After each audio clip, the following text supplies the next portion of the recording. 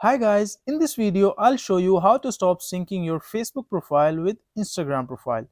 So simply open your Facebook app and click on menu and scroll down and click on settings and privacy and open settings. Here you can see account center, simply click on it, and in this section you can see the profiles. Simply click on profiles, and here you can again click on your name, and you will see both the Facebook profile and Instagram profile as they both are attached and syncing.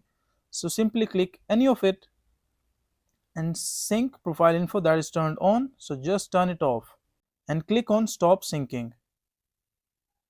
As you can see, it has turned off. I'll show you my second profile, and I click on it and that is already turned off, so that means my Instagram and Facebook profile syncing has been turned off.